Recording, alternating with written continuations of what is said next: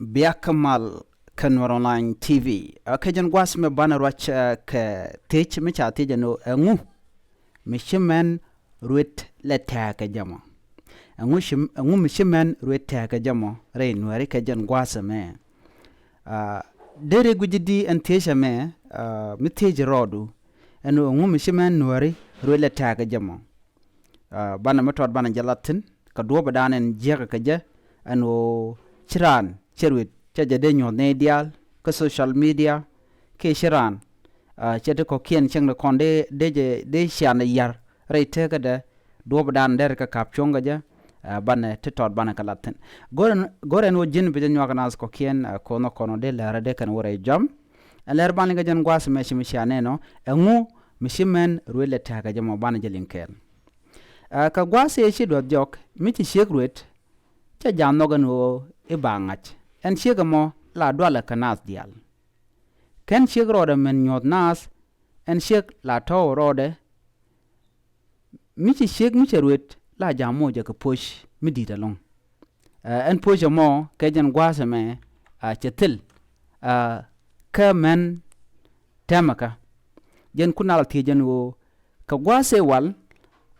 la men la kardina taw ke chirana goren wo ba je nyodan wo irwede broda kwedba ke beniti dit te nyodo jen dwala kanal ke chebe nyone na ban wo rwede la roda taw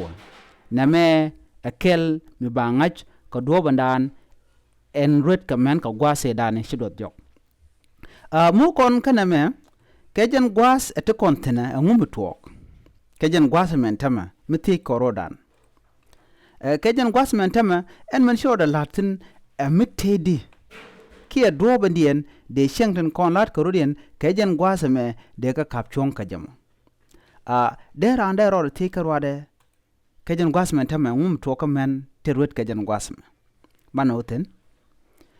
ke jen gwas me mi ching mi sherwet la roda tour lora bang kajide news na do sherwet yaga rode ka social media shala do nene enno shagu no do mi shiroda lot shiran gade ke nyaade mungot kane dap meterede chaje de nyod win mon ka media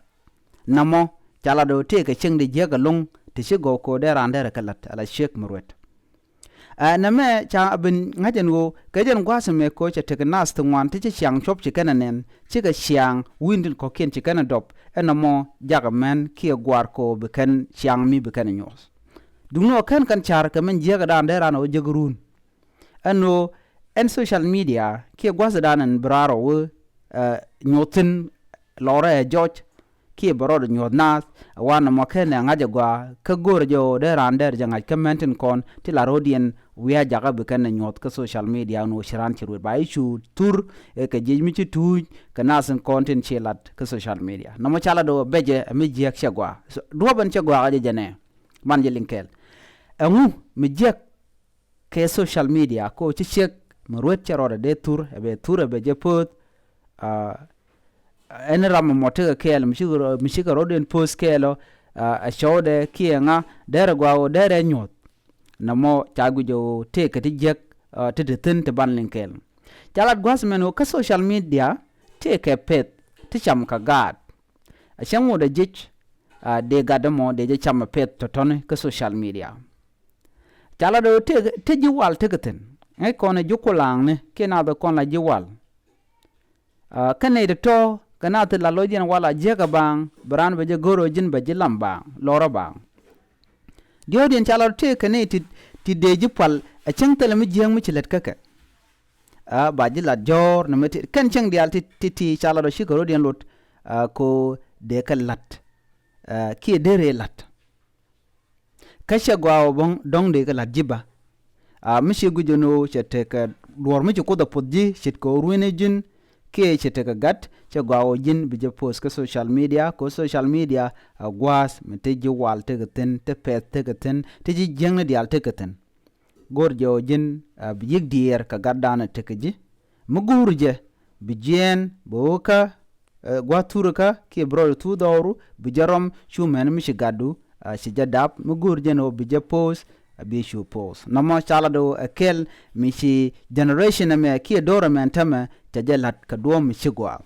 cha kulu gujo na me yare shangnat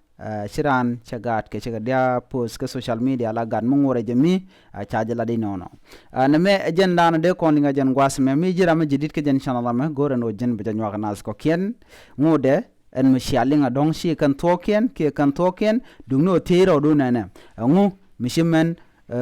rut le taga jamo ka jen gwas me dera shang shop ke kwingwan ke ngum tok na me dero kana de la konti la liang kanwar online tv biate kamal bye bye